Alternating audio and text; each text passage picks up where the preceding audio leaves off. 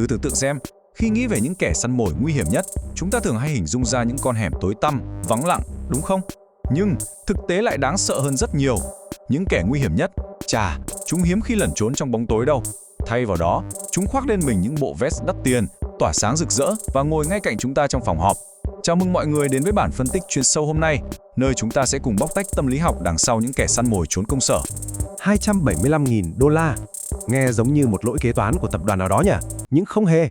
Đây chính xác là mức độ thiệt hại tài chính chóng mặt được gây ra bởi Anna Sorokin, một tay lừa đảo siêu hạng đã dùng vỏ bọc hoàn hảo để xâm nhập sâu vào giới thượng lưu và các tổ chức tài chính sừng sỏ tại New York. Và điều đáng kinh ngạc nhất là gì? Cách Anna Sorokin thực hiện tất cả những điều này hoàn toàn không dùng đến một chút vũ lực nào. Thay vào đó, cô ta dùng một thứ vũ khí đáng sợ hơn nhiều, nghệ thuật thao túng tâm lý tàn nhẫn. Chắc hẳn chúng ta đều từng né qua câu nói này, fake it until you make it. Anna Sorokin đã áp dụng triệt để phương châm đó. Cô ta tạo ra một nhân cách giả mạo, tự xưng là một nữ thừa kế người Đức với quỹ tín thác 60 triệu đô la.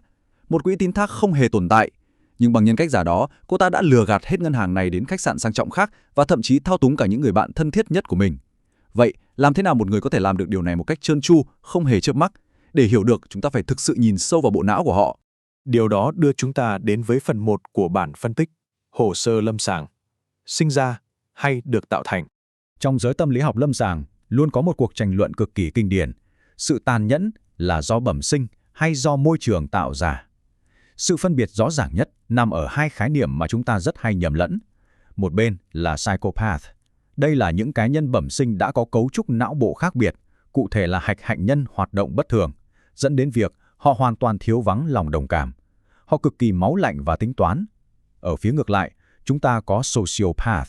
Đây là những người được tạo thành qua thời gian, thường là do các yếu tố môi trường hoặc những tổn thương tâm lý sâu sắc.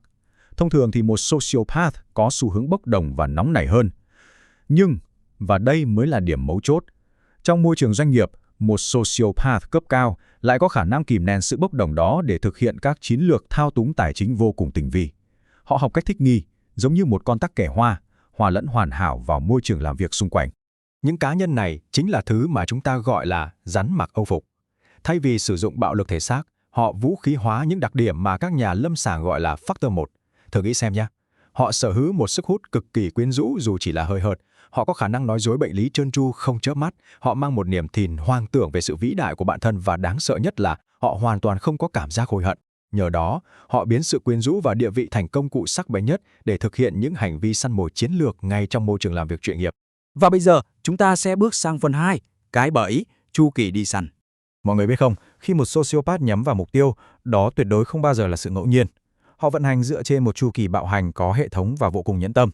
Mục đích cuối cùng, đó là giành lấy quyền lực cảm xúc, thứ mà các nhà tâm lý học gọi là nguồn cung ứng ái kỷ. Bản đồ chi tiết của cái bẫy này gồm 3 giai đoạn tàn khốc, bắt đầu bằng lớp bombing, tiếp nối bằng sự tàn phá của gaslighting và kết thúc bằng việc discard nạn nhân. Chúng ta hãy cùng xem nạn nhân bị nhắm mục tiêu, bị bẻ gáy tinh thần và cuối cùng bị vứt bỏ một cách bài bản như thế nào nhé. Bắt đầu với giai đoạn đầu tiên, love bombing. Đây là lúc kẻ thao túng sẽ dội bom mục tiêu bằng sự chú ý, những lời ngợi khen có cánh và những cử chỉ vô cùng hào phóng. Trọng tâm của việc này là tạo ra một sự bùng nổ dopamine thực sự trong não bộ chúng ta, từ đó nhanh chóng xây dựng một lòng tin sâu sắc.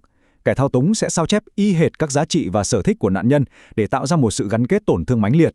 Quá trình này, nó giống hệt như cách Anna Sorokin đã mua chuộc lòng trung thành bằng cách chi trả cho những bữa tối đắt tiền xa hoa, hay thậm chí là thuê hẳn huấn luyện viên cá nhân cho những người bạn mà cô ta đã nhắm tới. Quá hoàn hảo đúng không? Thế nhưng, một khi con mồi đã dính câu, chiếc mặt nạ sẽ rơi xuống. Chào mừng đến với giai đoạn 2, gaslighting và làm mất giá trị. Lúc này, kẻ săn mồi bắt đầu sử dụng sự củng cố ngắt quáng, tức là họ đan xen giữa sự tàn nhẫn lạnh lùng và những khoảnh khắc tử tế thoáng qua. Bằng chiêu trò gaslighting, họ ném ra những lời chỉ trích tinh vi, họ liên tục thay đổi sự thật để khiến chúng ta phải nghi ngờ chính trí nhớ và nhận thức của mình. Mục đích thực sự ở đây là làm bất ổn tâm lý một cách triệt để. Nạn nhân sẽ bắt đầu tự đổ lỗi cho bản thân, rơi vào trạng thái hoang mang tột độ và sẽ không ngừng cố gắng làm việc chăm chỉ hơn, nhún nhường hơn, chỉ để lấy lại sự công nhận đã mất. Thật sự rất tàn nhẫn. Rồi mọi thứ dẫn đến giai đoạn cuối cùng, discard, sự vứt bỏ đầy tàn nhẫn. Khi những tài nguyên tài chính hoặc cảm xúc của nạn nhân đã hoàn toàn cạn kiệt, kẻ thao túng, một sociopath chính hiệu, sẽ rút lui đột ngột, không hề có một chút đồng cảm hay thương xót nào. Hơn thế nữa, đôi khi giai đoạn này còn đi kèm với một động thái được tính toán kỹ lưỡng, gọi là hoovering. Giống như một chiếc máy hút bụi vậy, đó là nỗ lực nhằm hút nạn nhân quay trở lại vòng xoáy lạm dụng thêm một lần nữa. đặc biệt là khi kẻ thao túng lại cần một nguồn cung ứng mới. Sự tàn phá để lại sau chu kỳ đi săn này thực sự rất kinh khủng. Vậy làm thế nào để chúng ta có thể sống sót? Cùng chuyển sang phần 3, lối thoát. Cắt đứt nguồn cung. Cơ chế phòng thủ hiệu quả nhất và đôi khi là duy nhất chống lại những cá nhân có tính cách xung đột cao này chính là phương pháp Grey Rock. Định nghĩa của nó nghe thì đơn giản nhưng lại mang tính chiến lược cực kỳ cao. Hãy biến bản thân trở thành một hòn đá màu xám. Đúng vậy, chỉ là một hòn đá màu xám thôi, nghĩa là trở nên hoàn toàn tẻ nhạt, không thú vị và tuyệt đối không phản ứng. Vì các sociopath sống nhờ vào những phản ứng cảm xúc của chúng ta, nên việc làm cho bản thân trở nên vô vị và trống rỗng về mặt cảm xúc sẽ khiến chúng bị bỏ đói. Kết quả là kẻ săn mồi sẽ đâm ra chán nản và buộc phải đi tìm nguồn cung ứng ở nơi khác. Vậy, điểm mấu chốt là làm sao để thực thi chiến thuật này ngay tại văn phòng? Dễ thôi, hãy giữ mọi giao tiếp cực kỳ ngắn gọn và chỉ dựa trên thực tế. Tuyệt đối không áp dụng JADE. JADE ở đây là viết tắt của tiếng Anh, không justify, biện minh, không argue, tranh cãi, không defend, phòng thủ và không explain, giải thích. Thêm vào đó, hãy luôn ghi lại mọi tương tác, mọi email, mọi quyết định để bảo vệ chính mình. Bằng cách duy trì một vẻ ngoài chuyên nghiệp như hoàn toàn lạnh nhạt về cảm xúc, chúng ta sẽ tự tạo ra một lớp áo giáp không thể xuyên thủng trước bất kỳ nỗ lực thao túng nào. Mọi người thấy đấy, những kẻ săn mồi không phải lúc nào cũng làm vũ khí. Đôi khi, thứ vũ khí nguy hiểm nhất của chúng lại chính là sức quyến rũ chết người và một chiếc mặt nạ hoàn hảo. Khi khép lại bản phân tích hôm nay, có một câu hỏi mang tính khiêu khích mà tất cả chúng ta có lẽ đều nên tự hỏi khi bước vào văn phòng vào ngày mai. Chúng ta thực sự biết bao nhiêu về những người đang làm việc ngay bên cạnh mình? Hãy luôn tỉnh táo, quan sát thật kỹ những dấu hiệu và quan trọng nhất, hãy luôn bảo vệ sự thật của chính mình. Cảm ơn mọi người đã theo dõi bản phân tích này.